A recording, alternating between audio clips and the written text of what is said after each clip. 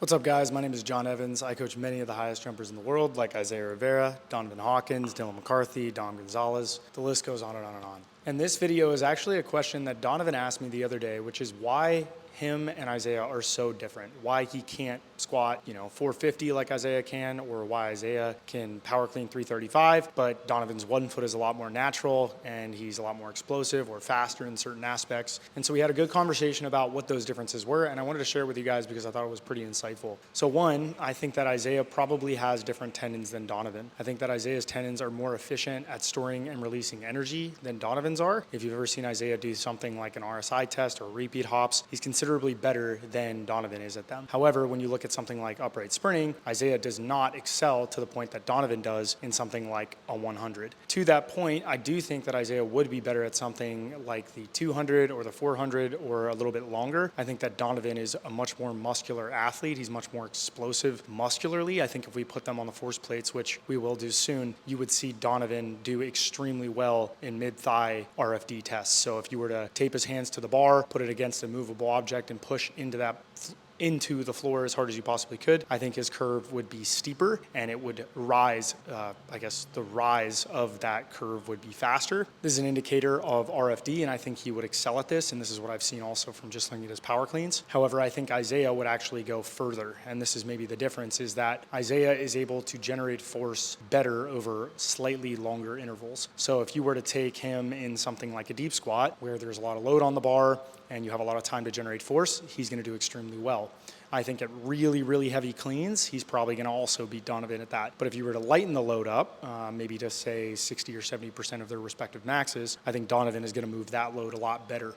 If you were to look at their first step in a sprint, I think Donovan is going to be quite a bit more explosive. And I've seen this a handful of times from both of them, is that Donovan can accelerate out of that initial push very, very well. Whereas Isaiah struggles with, he's still really, really good at them, especially compared to me, but he's not quite as fast as Donovan is. Now, when you look at upright sprinting, you might say, well, if Isaiah's a more tendinous athlete or he's better at storing elastic energy, why can't he run as fast? And I think the reason why is because Donovan's rate coding is much, much, much higher. So he's able to send frequencies from his brain to the muscle way faster than anyone I've ever seen. And I see it across everything that he does, whether it's throwing a football or it's sprinting or it's doing a 1 foot jump or a 2 foot jump. He is able to be extremely, extremely explosive from basically a half squat and up. He's still very, very strong, but he's not quite as strong as Isaiah. Where I think Isaiah excels is being able to generate force in incredibly compromised positions, like a super deep squat. He's going to be able to push out of that position extremely well. His rate coding is still one of the best, but it's not quite as good as Donovan's. And I think that's why when you look at something like sprinting, where the muscle is turning on and off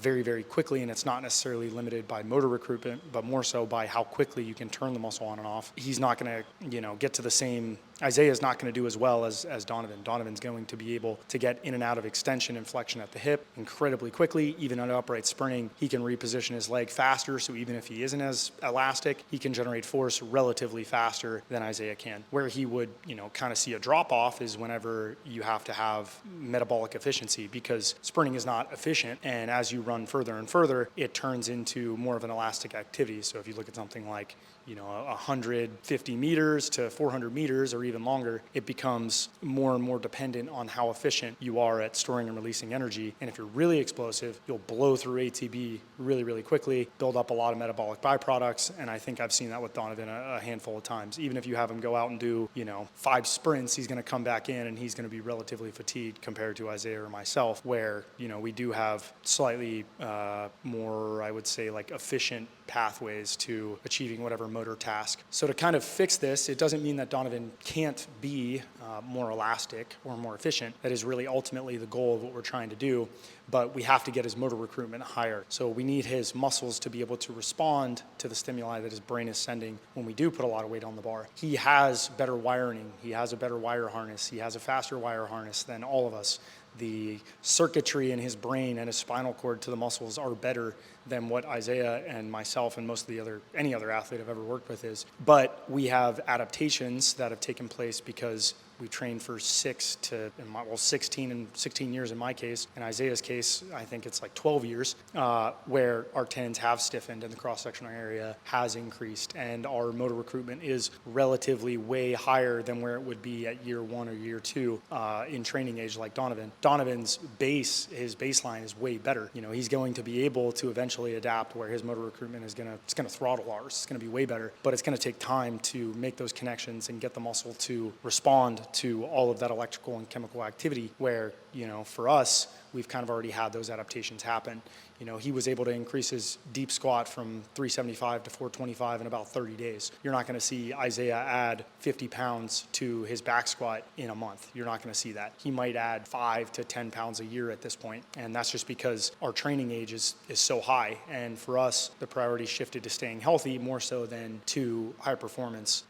Me as well. I'm not going to be doing super heavy squats. You're not going to see me do super heavy cleans anymore. I'm going to do the things that are the most specific, that are going to have the greatest carryover to my performance, because again, my long-term athletic development is now I'm at year 16, Donovan's at year 2, Isaiah's at year 12. So we're going to have very different strategies to achieve our given goals and to achieve our given athletic outcomes. So yeah, that's the difference between the two of them. If you guys are interested in having an assessment like this done for yourself, go to THPStrength.com. Thanks for watching. See you guys.